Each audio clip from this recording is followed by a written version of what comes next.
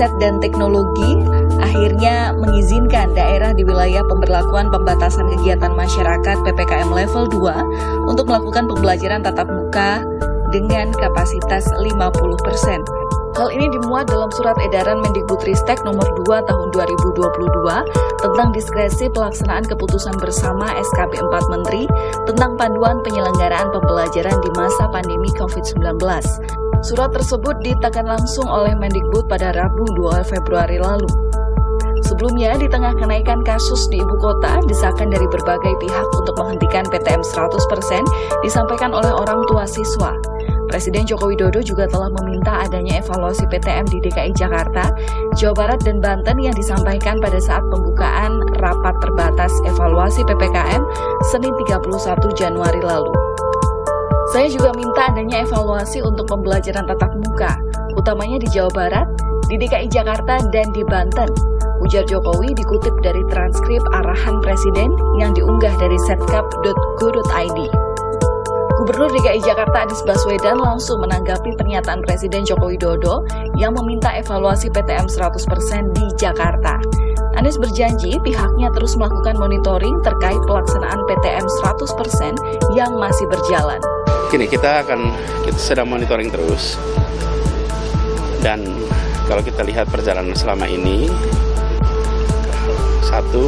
salah satu faktor untuk menetapkan pengetatan adalah tentang keterisian di rumah sakit.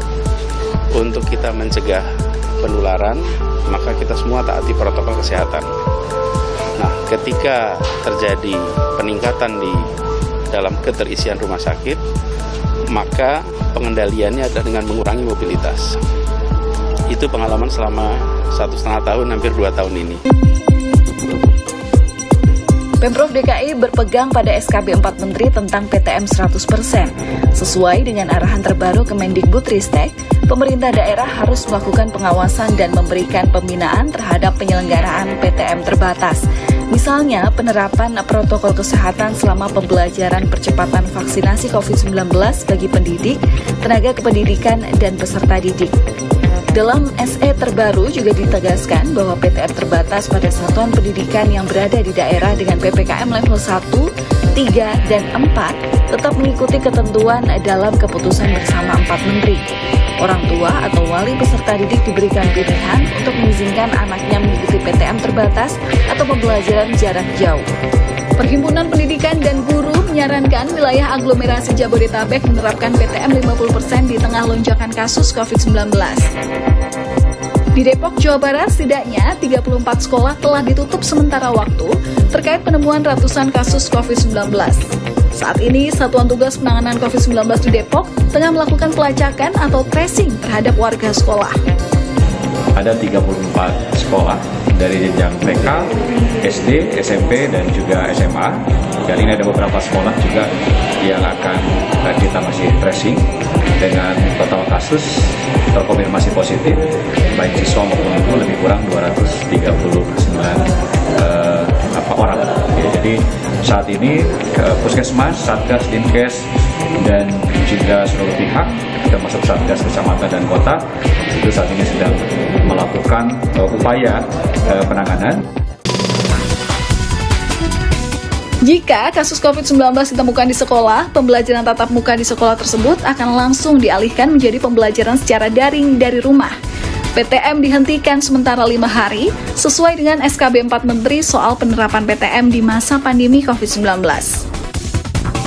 Ikatan Dokter Anak Indonesia atau IDAI menganggap penerapan pembelajaran tatap muka 100% di DKI Jakarta terlalu buru-buru.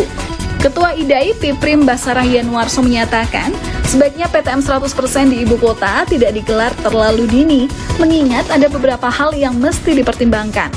Mulai dari masih banyaknya peserta didik yang belum menjalani vaksinasi COVID-19 dosis kedua, hingga potensi gelombang pandemi pasca libur panjang, Natal, dan Tahun Baru.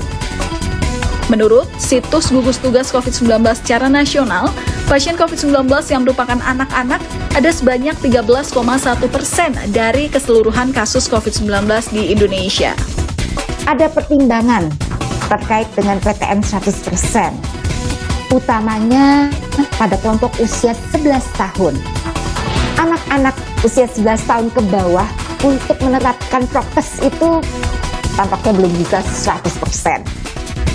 Dan belum ada vaksin, terutama yang kurang dari 6 tahun, karena waktu itu suratnya adalah masih belum ada vaksin 6-11 tahun, sehingga kurang dari 11 tahun.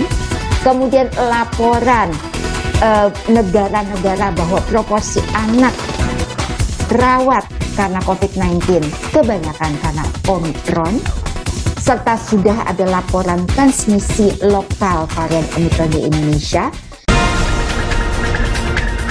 Saat ini, kasus COVID-19 tanah air terus melonjak dari hari ke hari, terutama 2 pekan setelah Natal dan Tahun Baru.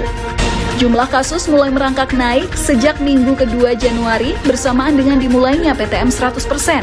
Kamis 3 Februari lalu, kasus COVID-19 di Indonesia mencapai 27.000 kasus. DKI Jakarta menjadi penyumbang kasus COVID-19 tertinggi, disusul Jawa Barat dan Banten. Kementerian Kesehatan mengakui kasus COVID-19 terus naik dalam beberapa hari ke depan. Pelaksanaan PTM 100% saat tren kasus COVID-19 naik perlu dievaluasi demi keselamatan warga sekolah.